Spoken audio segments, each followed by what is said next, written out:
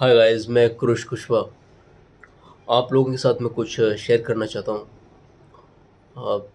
थोड़ी बहुत शायद बैकग्राउंड में आवाज़ आएगी मेरे, क्योंकि जो मेरा घर है वो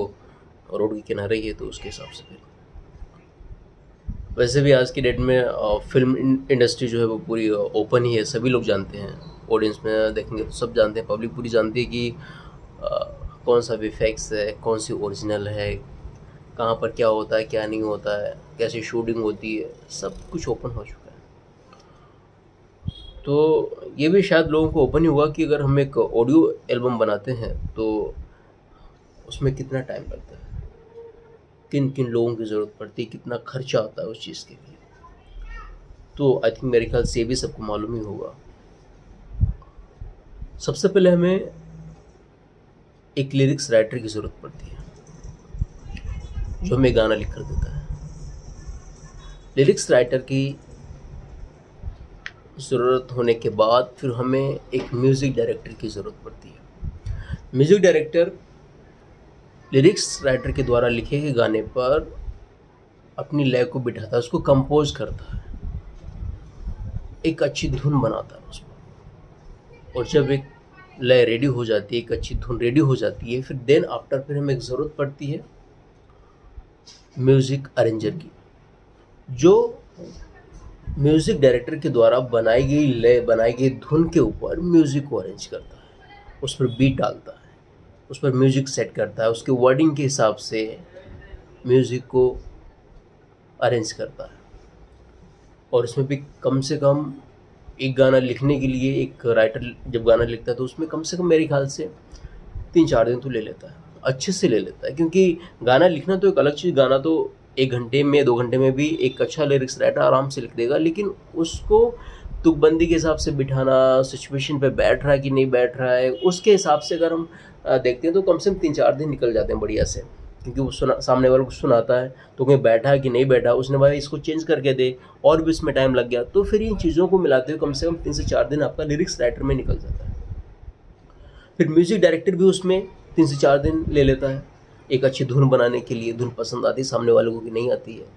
वो भी एक होता है। उसके बाद जो म्यूज़िक अरेंजर है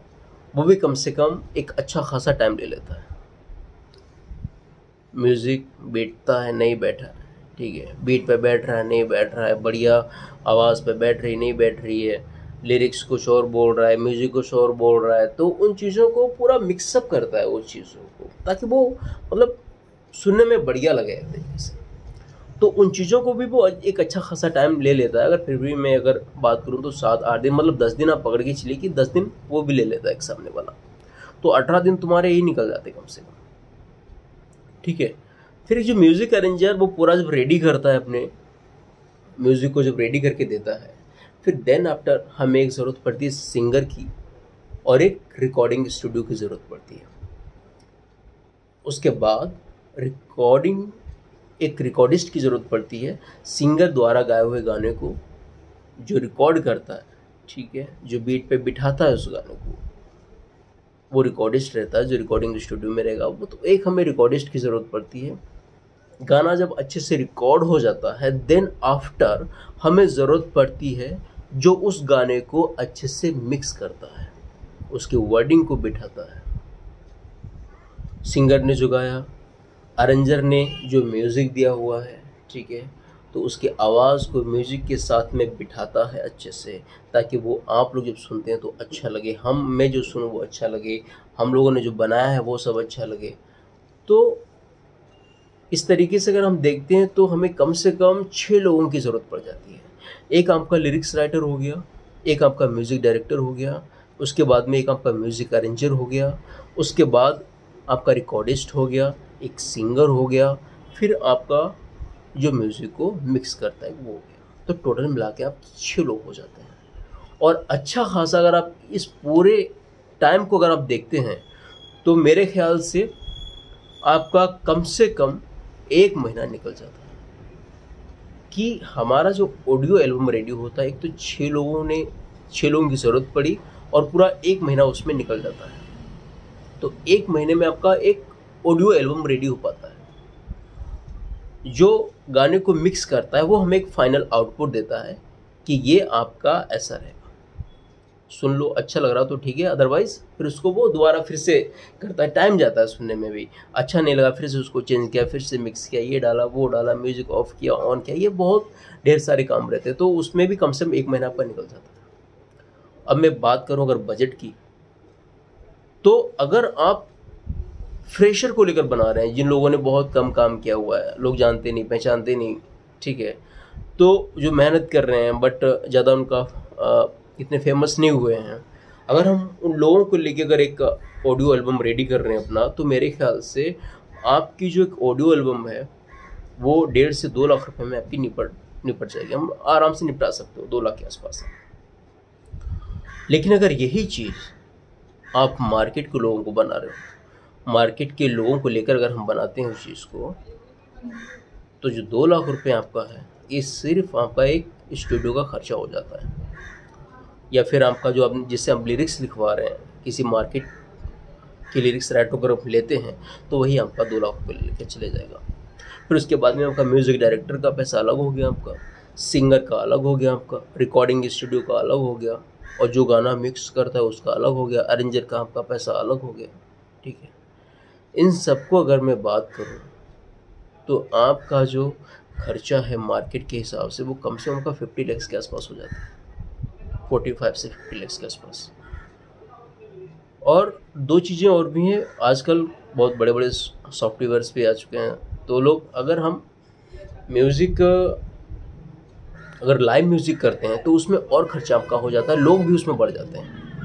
जैसे अगर हम लाइव म्यूजिक करेंगे तो उसमें कैसा, जो म्यूज़िक अरेंजर है वो तो म्यूज़िक अरेंज कर ही रहा है, लेकिन उसमें जो लाइव गिटारिस्ट को आप अलग बुलाते हैं, गिटार बजाने वाला अलग आ गया आपका, ठीक है,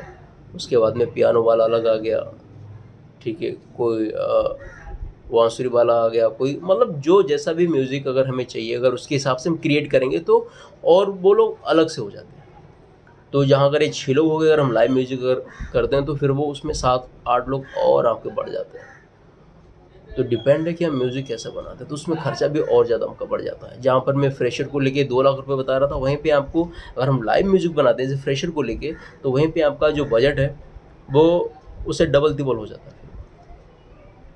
तो जो खर्चा है एक ऑडियो एल्बम के लिए वो बहुत ज़्यादा हो जाता है। उसके वीडियो की बात तो बात की बात है,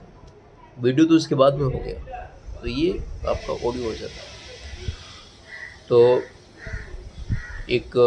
ऑडियो एल्बम बनाने के लिए काफ़ी पैसा ख़त्म होता है, काफ़ी मेहनत लगती है, तब जाके ऑडियो एल्बम रेडी होती है। और वीडियो की बात तो फिर उसका खर्चा अलग ही हो जाता है। तो बहुत से लोग जो हैं कि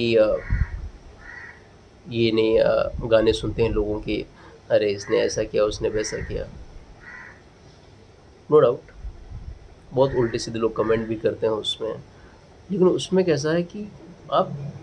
कमेंट कीजिए उल्टे सीधे, लेकिन उसमें आप ये भी एक चीज़, उस चीज़ को गौर करते हुए कुछ ऐसे कमेंट करो ताकि लोगों को बुरा भी ना लगे और ऐसा लगे कि हाँ यार ये चीज़ तो कमी है मेरे अंदर यहाँ पर, तो उस चीज़ को हम सुधार सकते हैं। एनीवे ये था ऑडियो का प्रोसेस, और इसके बाद में हम बात करेंगे कि इसके बाद वीडियो बनाने में कितना खर्चा होता है। Okay, thank you so much.